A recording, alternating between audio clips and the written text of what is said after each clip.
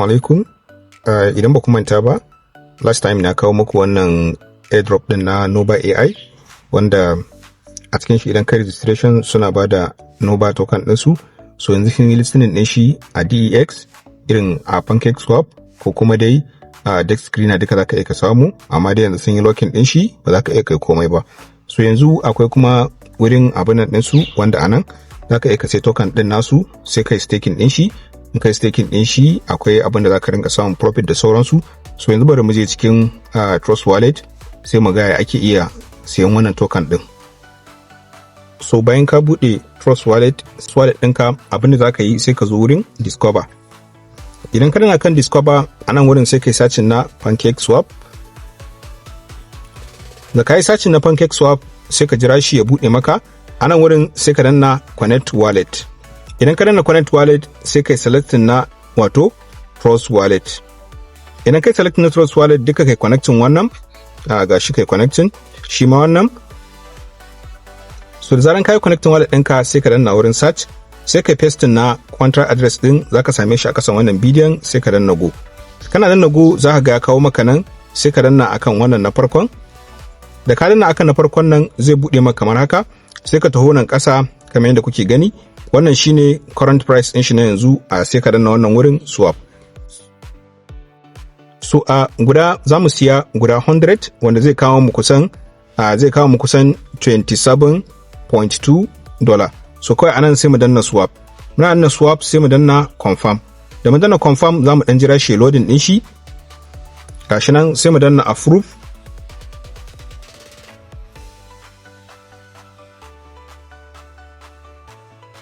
So yanzu yayi lafiya lau, gashi nan transaction yayi successful. Anan sai mu danna wato add to wallet. Kawai sai mu danna wannan wurin, sai mu danna okay. So shikenan sai mu koma back.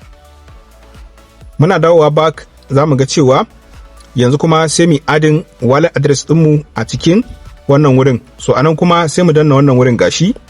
Idan ka danna nan wurin sai ka taho wannan wurin manage crypto gashi. Kana danna manage crypto zai bude maka nan, sai kai selecting na BNB gashi. Da kai selecting na BNB a nan wurin sai ka danna plus crypto gashi. So a nan wurin sai ka maida shi a BNB. A nan wurin kuma sai kai pasting din na wannan contract address din again. So kana pasting za ku ga gashi ya bayyana, sai ka danna wannan wurin import. Kana danna import sai ka jira shi kai tsaye, yanzu za ka ga cewa token ɗinka ya riga ya zo ciki kuma ya yi adin. So kawai za mu koma back domin mu gan shi.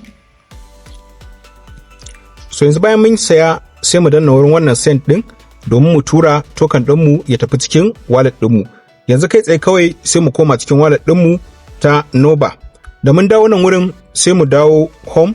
Idan muka dawo home sai mu danna akan deposit. Idan muka danna akan deposit sai mu danna akan shi wannan token din gashi anan, sai mu danna kamar haka. In muka dawo nan sai mu danna akan BNB. Idan muka danna akan BNB kawai sai mu danna confirm. Sai mu ƙara danna confirm. Daga nan wurin kawai sai mu zo mu ɗauki wannan wallet address din gata. Da mun ɗauke ta kawai sai mu dawo nan cikin Trust Wallet. Idan muka dawo cikin Trust Wallet sai mu danna akan Nova din nan, sai mu danna wannan wallet address din da muka ɗauko, sai mu danna max tun da gaba ɗaya muke so mu tura, sai mu danna next. Idan muka danna next za mu dan jira shi ya tafi. So gashi sai mu danna confirm, sai mu ƙara dannawa. So sai mu dan jira shi gashi yana processing. So da zaran ya gama processing kawai zai shiga. So yanzu kawai gashi ya nuna transaction completed, cewa abun ɗinmu ya shigo. So yanzu kawai za mu dan yi refreshing, za mu ga cewa token ɗinmu ya shigo gashi nan available. Sai kuma ya ake staking, kawai zaka danna akan wannan wurin. Kana dannawa nan zai bude maka nan. Alal misali za mu yi staking na 1 day ko kuma 5 days, 7 days duka gashi nan kowane da percentage din shi. So kawai za mu yi staking na 1 day gashi nan wurin, sai mu danna max. Muna danna max sai mu danna gashi nan za mu sami ga staking ɗinmu ga kuma profit ɗin da zai zo. So anan kawai sai mu danna start AI. Da mun danna start AI gashi nan sai mu danna kuma confirm. So ga nan kawai zai wuce, daga nan wurin shikenan gashi nan ya ce za ka ga details din staking ɗinka da komai da komai.